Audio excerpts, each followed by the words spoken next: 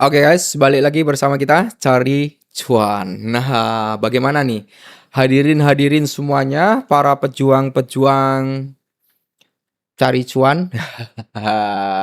Semoga kalian dalam keadaan sehat semua ya. Tentunya mental-mental baja semua lah buat kalian. Oke, kali ini kita update dulu ya bro ya. Kita update dulu sesuai dengan permintaan daripada teman-teman semua untuk dibahaskan suatu altcoin teman-teman yang notabene kemarin sempat mengalami kenaikan yang cukup signifikan. Dan hari ini kita bisa melihat bahwasanya udah mengalami penurunan yang cukup signifikan. Dan di sini teman-teman ya kita menggunakan salah satu platform luar ya. Kalian bisa cek sendiri. Nah, di sini teman-teman ya, kalau teman-teman kan minta dibahaskan tentang Pipin. Nah, kita akan melihat daripada Pipin. Pipin di Get.io ini teman-teman ya.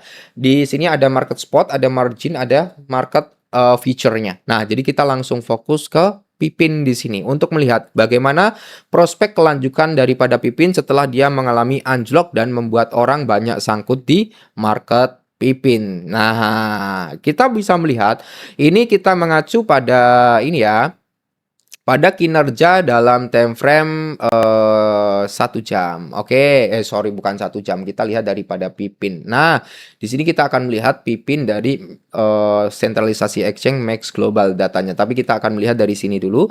Kalau kita melihat daripada Pipin sendiri, teman-teman, ini dia cenderung mengalami penurunan. Minusnya udah berapa persen? Apakah ini Pipin bisa bangkit lagi gitu kan? Nah, kalau kita melihat dari segi minusnya, dia udah minus kurang lebih 94% dari all time high-nya. Wow, gila ya, penurunan yang cukup signifikan. Nah, di sini kalau kita melihat daripada Pipin, dia udah kembali lagi di area yang cukup krusial sebenarnya. Karena di area sini adalah area demand atau area yang notabene cukup kuat untuk menopang daripada si Pipin. Nah, di sini kita bisa melihat dia tertahan di area ini ya, di area rally base rally-nya dia. Dan kalaupun nanti semisal nih kita pakai rumus Fibonacci retracement. Kita ambil dari high-nya sini. Nah, aduh, sorry bro.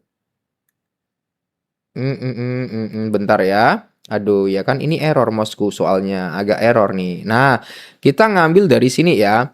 Kita ambil dari sini, kita tarik ke bawah. Nah, kalaupun nanti si Pipin mau grow, mau sedikit recover, maka targetnya dia bakal menargetkan di area sini. Nah, di area 0,2 sampai di area 0,27. Tapi kalau kita ngambil dari area swing high-nya di sini, nah, di sini ya, kita di sini, kita tarik ke bawah sini, ini sampai di area swing low-nya sini, kita paskan dulu ya bro ya. Aduh, pusing aku kalau kayak gini, kalau nggak pas gini pusing ya bro ya. Nah, kita targetkan di sini low-nya.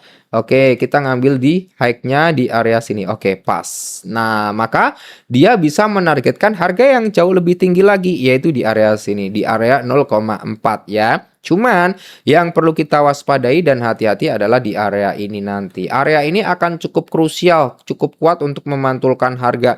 Semisal kalian udah mengalami kerugian ya, yang cukup signifikan. Oke lah, coba kita tambel 5 dolar di bawah sini ataupun 10 dolar ya, spekulasi untuk dia bisa breakout ke sini ya. Kalaupun nanti si Pipin bisa untuk breakout lagi ke situ kan, dia lumayan bro. Ya, sekitar berapa persen ini ya. Nah, kalau kita ambil dari sini ya kurang lebih di 500% yang tinggi banget bro. Itu udah lebih dari ini ya kalau kayak gitu ya bro ya. Udah lebih dari range target. Kita ulangin lagi untuk ukurannya. Nah, kita ambil dari sini ya. Nah, kurang lebih kenaikan 500%-an bro. Wah, mantap jiwa, amazing. Ya kan? Mantap ini ya. Makanya di sini, apakah Pipin masih bisa grow up lagi? Ada kemungkinan dia bisa grow up sampai di area 0,3 sampai di area 0,4. Tapi dia memiliki potensi yang cukup besar untuk mengalami rejection kembali ngambil di area batas bawahnya yaitu di area 0,019.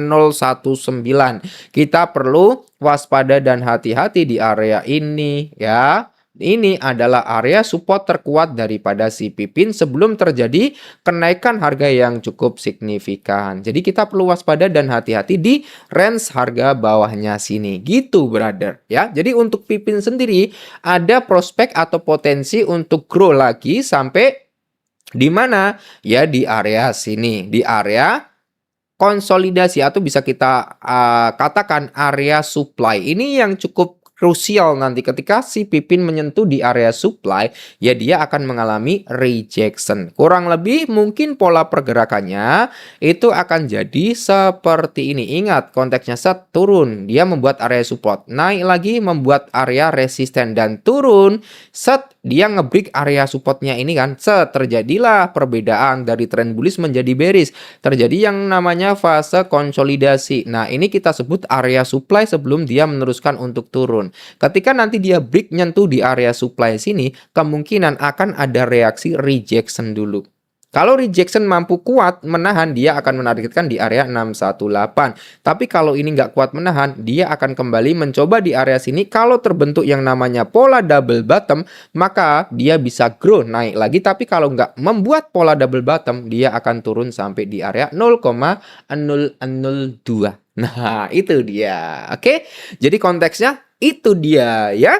Kita bahas next time-nya lagi. Disclaimer kan kembali ya, buat kalian semua tetap do your own research. Next, kita bahas lagi. Silakan tulis di kolom komentar mau dibahaskan koin apa. Kita akan gaskan.